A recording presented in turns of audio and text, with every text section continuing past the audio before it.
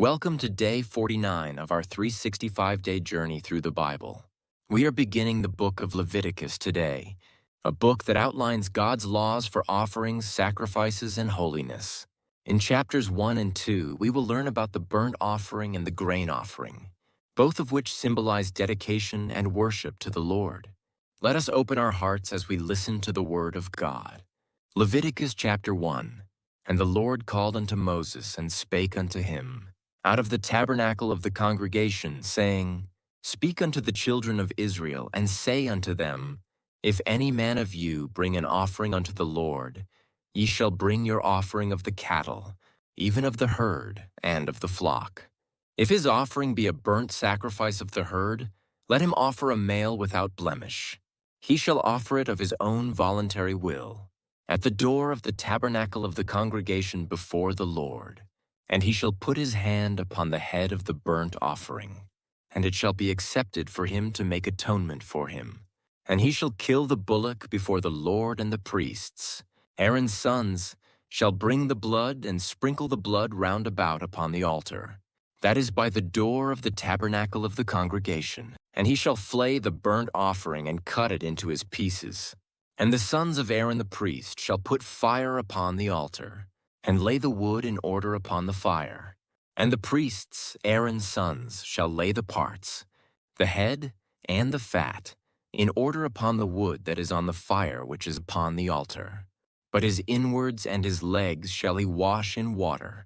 And the priest shall burn all on the altar to be a burnt sacrifice, an offering made by fire of a sweet savor unto the Lord. And if his offering be of the flocks, namely of the sheep, or of the goats, for a burnt sacrifice he shall bring it a male without blemish, and he shall kill it on the side of the altar northward before the Lord and the priests. Aaron's sons shall sprinkle his blood round about upon the altar, and he shall cut it into his pieces with his head and his fat, and the priest shall lay them in order on the wood that is on the fire which is upon the altar. But he shall wash the inwards and the legs with water, and the priest shall bring it all and burn it upon the altar.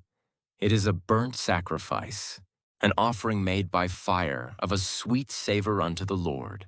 And if the burnt sacrifice for his offering to the Lord be of fowls, then he shall bring his offering of turtle doves, or of young pigeons. And the priest shall bring it unto the altar, and wring off his head, and burn it on the altar, and the blood thereof shall be wrung out at the side of the altar. And he shall pluck away his crop with his feathers, and cast it beside the altar on the east part, by the place of the ashes. And he shall cleave it with the wings thereof, but shall not divide it asunder, and the priest shall burn it upon the altar, upon the wood that is upon the fire. It is a burnt sacrifice, an offering made by fire of a sweet savor unto the Lord. Leviticus chapter 2.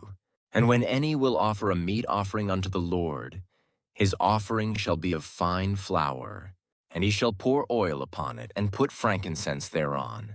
And he shall bring it to Aaron's sons, the priests, and he shall take thereout his handful of the flour thereof, and of the oil thereof, with all the frankincense thereof, and the priest shall burn the memorial of it upon the altar, to be an offering made by fire of a sweet savor unto the Lord.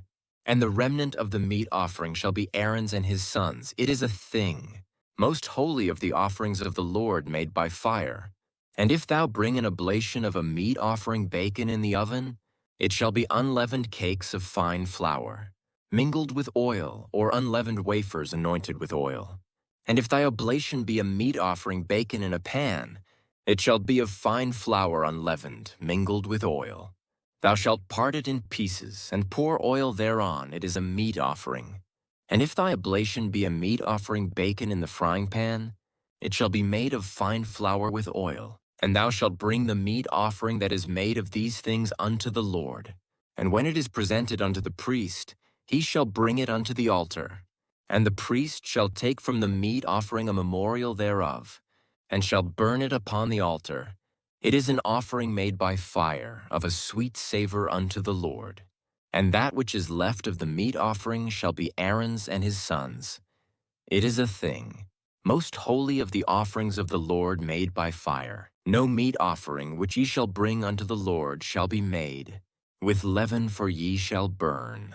No leaven nor any honey in any offering of the Lord made by fire. As for the oblation of the firstfruits, ye shall offer them unto the Lord, but they shall not be burnt on the altar for a sweet savor. And every oblation of thy meat offering shalt thou season with salt, neither shalt thou suffer the salt of the covenant of thy God to be lacking from. Thy meat offering with all thine offerings thou shalt offer salt. And if thou offer a meat offering of thy firstfruits unto the Lord, thou shalt offer for the meat offering of thy firstfruits green ears of corn, dried by the fire, even corn beaten out of full ears, and thou shalt put oil upon it, and lay frankincense thereon. It is a meat offering. And the priest shall burn the memorial of it, part of the beaten corn thereof, and part of the oil thereof. With all the frankincense thereof, it is an offering made by fire unto the Lord. Leviticus begins with God giving instructions about offerings.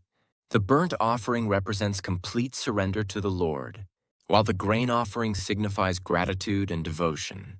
These offerings remind us that worship involves sacrifice, and true worship is giving God our best with a heart of thanksgiving.